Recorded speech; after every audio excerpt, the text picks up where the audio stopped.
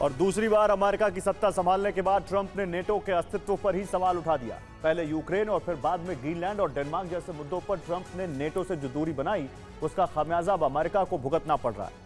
Iran पर सिर्फ Israel की मदद से हमला किया गया, लेकिन कुछ ही दिनों की जंग के बाद अब ट्रंप को नेटो संगठन की अहमियत का अंदाजा होने लगा है। अमेरिका ने सीज फायर पर बातचीत शुरू कर दी है।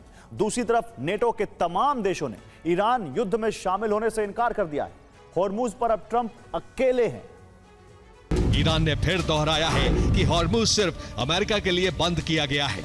अमेरिका के सहयोगी देशों के लिए भी हॉर्मुज बंद है, बाकी देशों के लिए हॉर्मुज में पाबंदी नहीं है।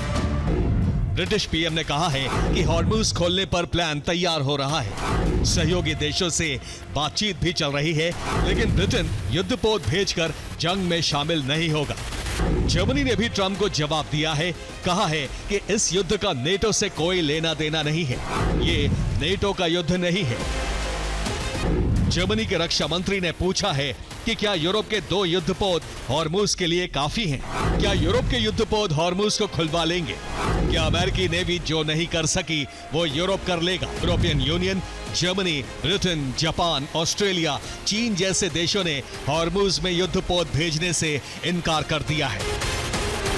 और हॉर्मुज संकट कैसे हल होगा, यह सवाल कायम है। इस बीच ब्रिटेन ने अमेरिका को भरोसा जरूर दिया है। ब्रिटेन के पास समुद्र से माइंस हटाने वाले ड्रोन हैं, जो इंसानों को खतरे में डाले बिना समुद्र से माइंस हटा सकते हैं। ब्रिटेन ये ड्रोन हॉर्मुज में भेज सकता है, लेकिन यह इस पर फाइनल फैसला नहीं हुआ है। ड्रोन देने पर निर्णय होना अभी बाकी है। लेकिन इस बीच ब्रिटेन ने यह भी साफ कर दिया है कि वो हॉर्मुज में युद्धपोत नहीं भेजेगा, यानी युद्ध में शामिल नहीं होगा।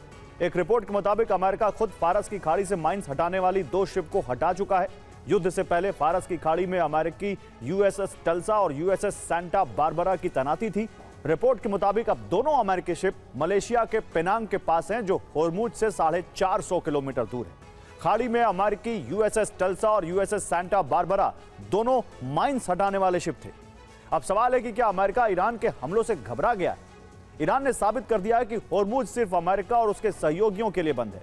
हॉर्मुज से पाकिस्तान का टैंकर गुजरा है। पाकिस्तान के कराची नाम के टैंकर को हॉर्मुज से जाने की मंजूरी मिली थी। पाकिस्तान का टैंकर अबू धाबी से तेल लेकर निकला था। पाकिस्तान के टैंकर को हॉर्मुज से गुजरने के लिए ईरान से इजाजत मिली थी। रिपोर्ट में दावा है कि अमेरिका ईरान सीधे संपर्क में है। विटकॉफ और आखची के बीच बात हुई। सीज फायर पर दोनों देशों में बात हुई है। और ईरान ने दबाव बढ़ाने के लिए हॉर्मुज के बाहर भी हमलों की शुरुआत कर दी है। अब ईरान ने ओमान की खाड़ी में हमला किया है। 72 घंटों की खामोशी के बाद ईरान ने फिर एक टैंकर को निशाना बनाया है, लेकिन यह हॉर्मुज से काफी आगे का इलाका है। यह हमला यूएई के तट से आगे फुजायरा तेल टर्मिनल से थोड़ी दूर पर हुआ है। हॉर्मुज से दूर ओमान की खाड़ी में किसी टैंकर पर यह ईरान का पहला अटैक है।